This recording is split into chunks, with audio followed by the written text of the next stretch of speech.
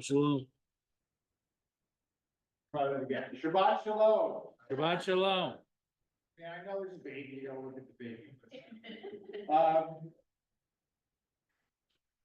So, a number of years ago, there was a very interesting and provocative article in the quarterly magazine of the Rabbinical Assembly, which was at the time called Conservative Judaism.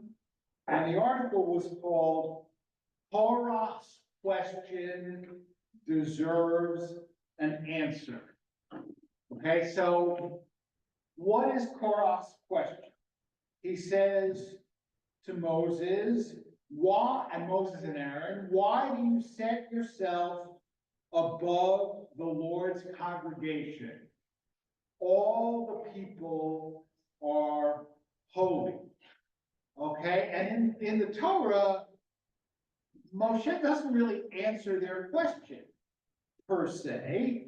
And now we have Midrashim, and in the Midrash, they try to make Korach look ridiculous. Okay, so last week in the Parashat, the very last thing we read was about the mitzvah of tzitzit, and to have a string of Kehilat, a shade of blue, on your tzitzit. There's a mitzvah that has basically lapsed for about 2,000 years, although I did a little show and tell, and I wore the talit that I have that does have Kehilat on it, and you can see what it looks like. So, but anyway, Korach goes to Moses and says, does a talit that is dyed, the whole talit is Kehilat color, does it still need tzitzit?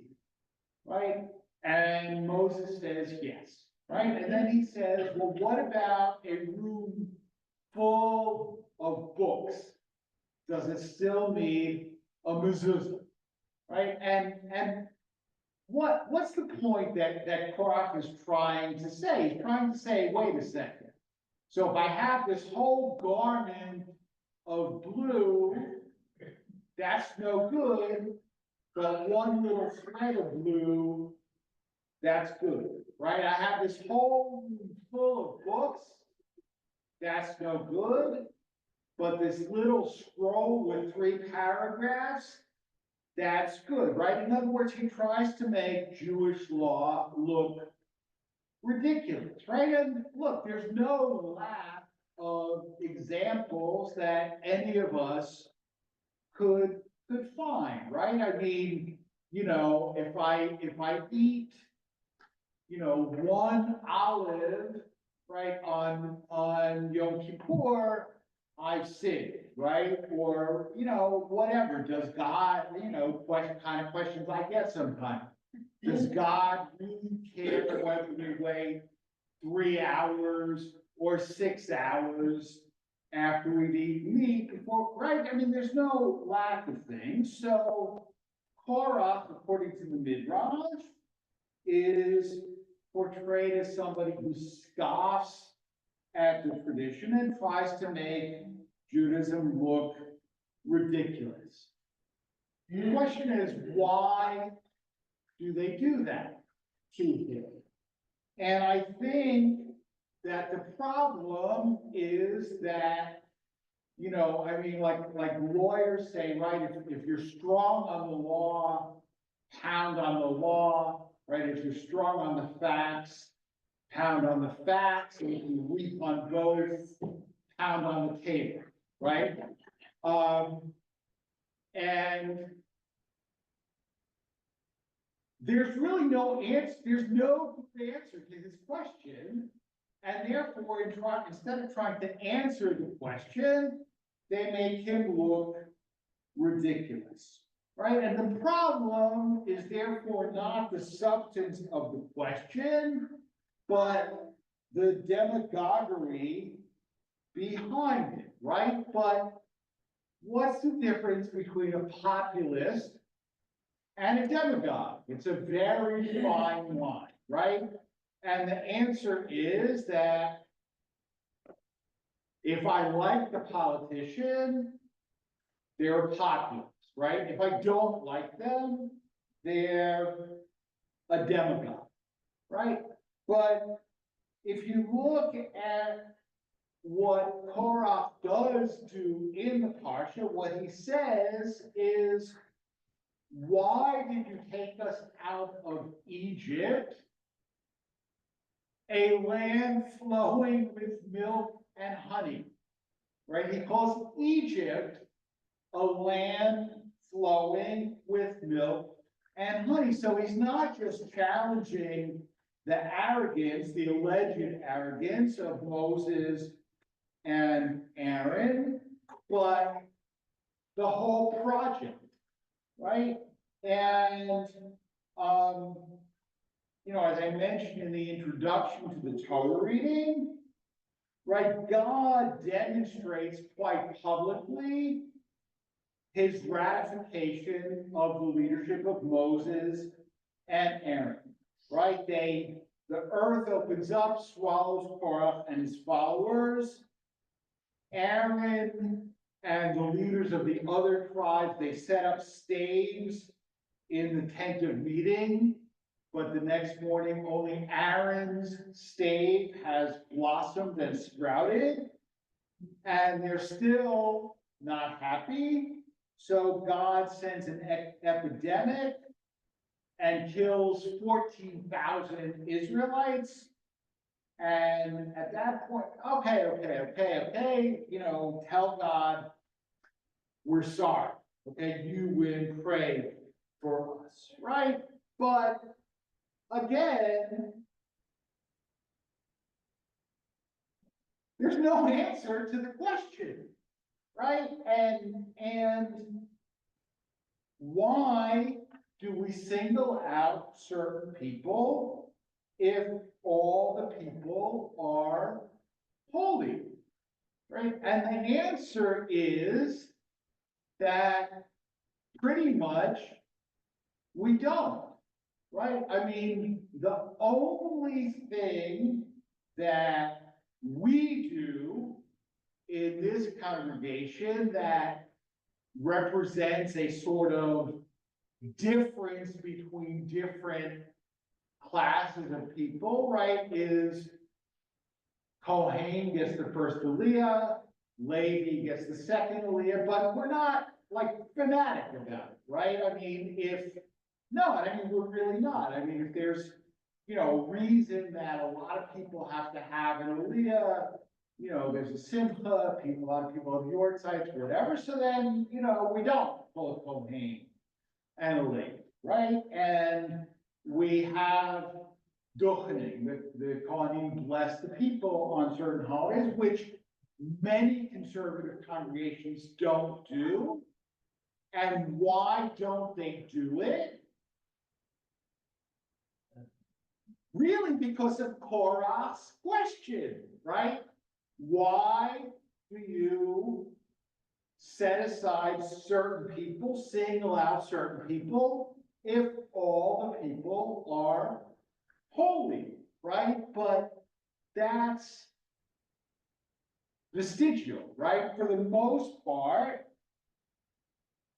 you get to be a leader in Judaism by being willing to put in the time and the effort, right? And I mean, Gail, for example, Paula Kavod, as the head of our nominating committee, this is the first year in a while that every seat in the slate was filled, right? It's hard, well, all right, not in the board seat, but all of the officers were filled, right? There's no vacancies in the executive committee.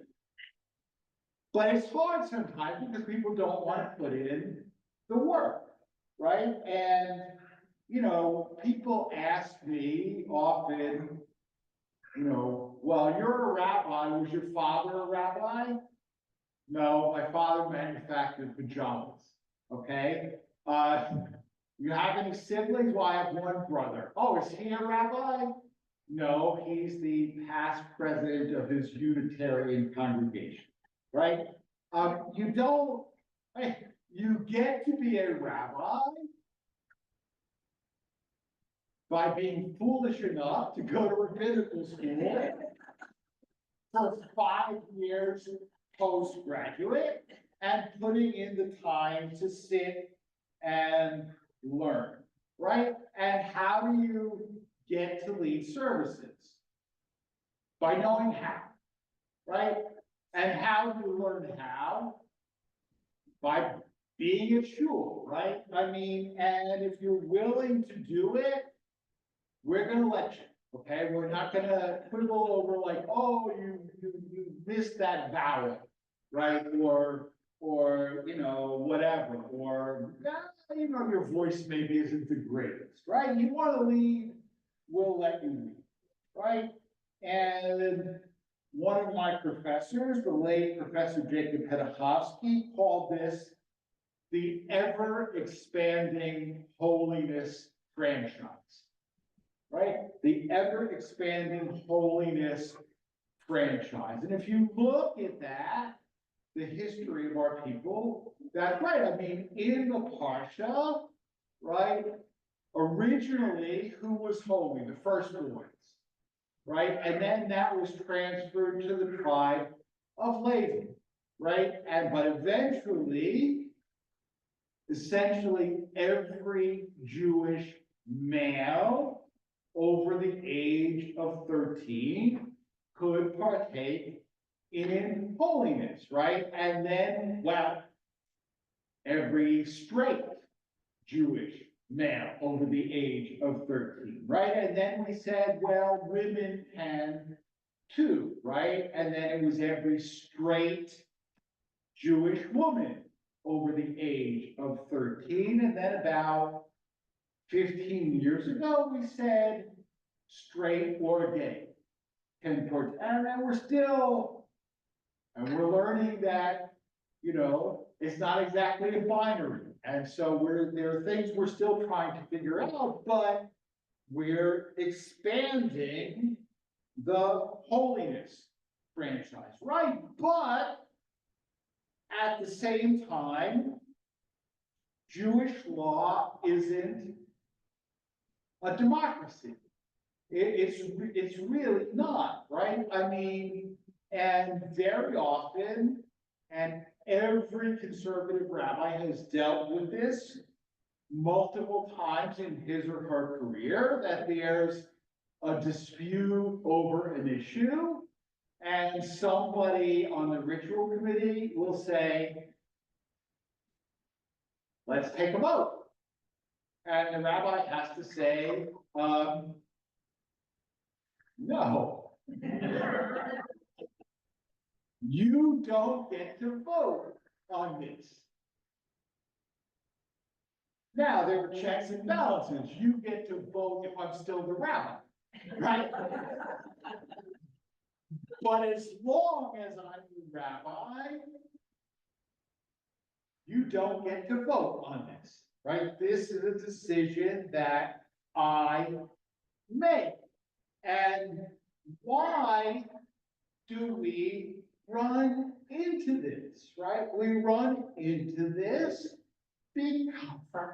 because we're Americans, right? We're Americans, and most Americans believe in democracy, and that question should be settled at the ballot box, right? And so when somebody says, no, you don't get to vote on this, it rubs us the wrong way. And I have to say, it rubs me the wrong way too. I'm not always comfortable putting my foot down, right? And sometimes I don't put my foot down. And I remember, you know, my dad was my dad made pajamas, but he was a lay leader in our shul. And he was the ritual committee chair for a long time, and he would be upset that the rabbi wouldn't take a stance. And our rabbi called this dynamic indecision. Dynamic indecision, right? And sometimes we exercise dynamic indecision because it goes against our instincts too, right? That, how do you decide disputes? You take a vote, right? But sometimes you can't take a vote, right? And here, Moses is an example of humility, right? He really doesn't want to exercise power, right? I mean, how many times does Moses say, I'm not qualified, right? I stutter. I can't, whatever. And then he becomes the leader and, I don't want to, give me some assistance, right? And, he is a humble person. He exercises authority not for the sake of his own power, but for the sake of serving the public and meeting public's need, right? And he's not a demagogue, right? And like I said, a demagogue is, right, if I don't agree with you, you're a demagogue, right? If I don't, and I have to say, I mean, one time when I was on the board of the JCRC, and there was a very controversial issue, and it was decided by a vote of the executive committee, not of the whole board. And I went to Ron Halber, the CEO of the JCRC, and I said to him, I'm not objecting to the result, I'm objecting to the process. And he said, nobody ever says they're objecting to the process unless they disagree with the result. Right? I said, yeah, you're right. And it's true. I mean, anybody here ever say, I agree with the decision you made, but I object to the process? Anybody here ever say that? No. Anybody here ever say, I'm not disagreeing with the result, I'm disagreeing with the process? Yeah. Yeah, of course, right? But, in a way, it's a way of sort of not taking responsibility for our own positioning, right? It's maybe another example of dynamic indecision, right? And I spoke about this Monday night a little bit in my Dvar Torah before the annual meeting. And I was pleased, really, that I think people, either they were naturally inclined or they took it to heart. I'm not going to necessarily take credit, but we have this concept in Judaism called a machloket l'shem shamayim, which I'll call sacred disagreement. Okay? And what is a sacred disagreement?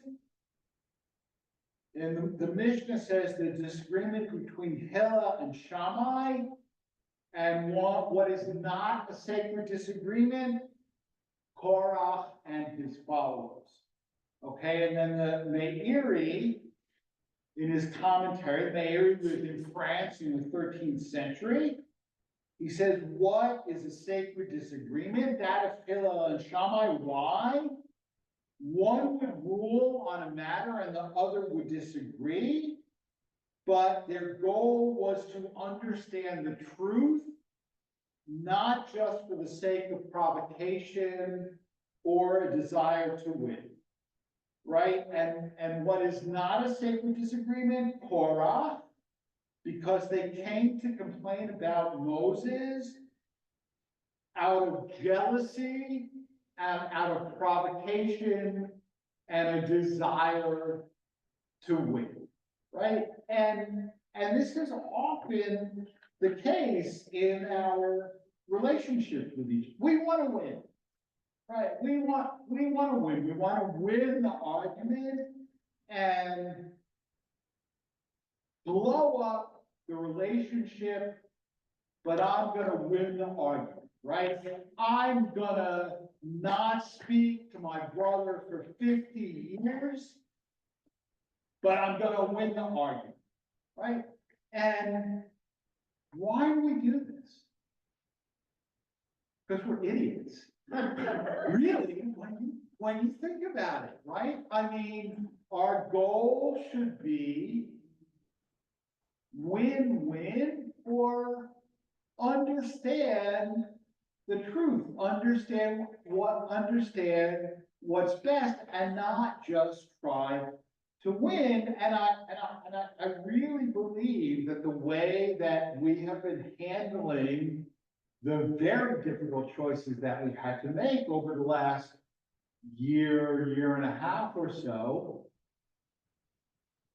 have been sacred disagreements, right? We have disagreed, when we've disagreed respectfully, and we've listened to each other, and our goal has been not what do I want, but what's best for our community. And I really believe that we will pull through these difficulties and once again thrive, because we have learned how to respect each other and how to have sacred disagreements.